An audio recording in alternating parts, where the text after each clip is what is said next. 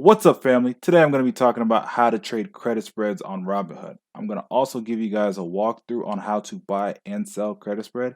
So if you guys are new to the channel, please subscribe. And if you guys enjoy the video, please give it a thumbs up. I'd really appreciate it. All right, so credit spreads are probably one of the best option strategy. And the reason why I would say that is because you have a very limited risk. And you don't need a lot of money to do credit spreads. You can actually do credit spreads with a small account. You also know exactly how much money you're going to make because you collect that premium up front. And you also have a higher chance of success because the odds are more in your favor. Right? So to do a credit spread, you're basically going to be buying and selling an option that are either both puts or calls, and they have to have the same expiration date but different strike prices. So I'm going to use SPY as an example.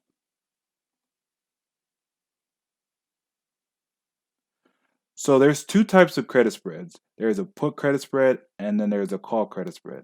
So you'd want to do a put credit spread if you think SPY is going to go up or stay around the same price, and you'd want to do a call credit spread if you think SPY is going to go down or stay around the same price. So let's say if I wanted to do a put credit spread, right? So you'd want to make sure you click put, right? And then you would want to choose the expiration date that you're comfortable with. The further out you go, the more that you can collect. But I'm just going to stick with August 28th for right now. Then you're going to want to choose a strike price that you think SPY is not likely to reach. And the further out the money you go, the more unlikely it is for it to reach that strike price. So let's say I choose the 339. And then you're going to want to and then you're going to want to sell the higher strike price. So then you'd want to click sell. And then the wider the spread, the more you can collect, but the more collateral that they would need. So I'm just going to stick with the 340 strike price. And then Robinhood will let you know if you did it right. It'll let you know which kind of spread that you did. All right. So I would collect $13 credit. So you'd want to click continue. You'd want to click one contract. When it comes to limit prices, because you're selling, you would get filled a lot faster if you're closer towards the bid price. But I'll just keep 13 for the limit price, and then we would receive $13 credited to our account. We would click review order. So you'll need $100 as collateral. And because I don't have the money in my account right now, I'd have to deposit, but you'd click submit order right here, and then that's how you do a put credit spread. Now to do a call credit spread, so to do a call credit spread, what you're going to want to do is you're going to want to buy the higher strike price and sell the lower. So you want to make sure you're on buy. And let's say I think that SPY is going to go down or is going to stay within that 344, 345 range. So I would want to buy the 350 strike and then sell the 349 strike.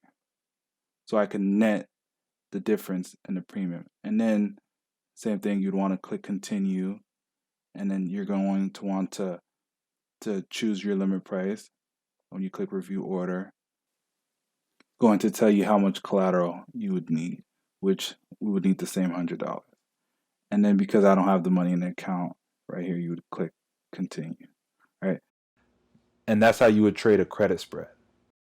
Now, if you wanted to close out a credit spread, I'm going to use one of my credit spreads that I'm currently in right now.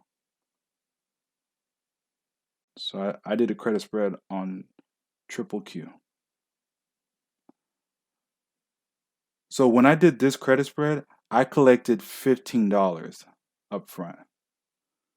You might want to close out a credit spread if you're okay with the premium that you collected because the price of the stock or index moved in your favor, or because the data kicked in and the contract is losing value and you wanted to get out early and you didn't want to risk the stock or index moving in the opposite direction and possibly being in the money. So to close, you would want to make sure that you're on close, and you would want to click one contract. And then when it comes to closing, now if I wanted to close my current position and I'm okay with netting the difference because I got $15 up front, so whatever I pay to buy it back, I would keep the difference. So if I were to buy it back for $10, I would net $5 difference. And the closer you are to the ask price, the more likely you are to get filled. So then you'd want to click review order. And then my collateral gets released back to me. And then you'd want to click submit. You'd want to click submit and then wait for your order to get filled. So that's pretty much how to trade credit spreads. You don't have to close them out if you don't want to. You can actually just let them expire worthless and collect that full premium. I would say the risk are losing all of your collateral or having to buy back the credit spread at a higher price than what you sold it for, but the risk is very limited. So if you guys have any questions, please comment below. And if you guys enjoyed the video, please give it a thumbs up.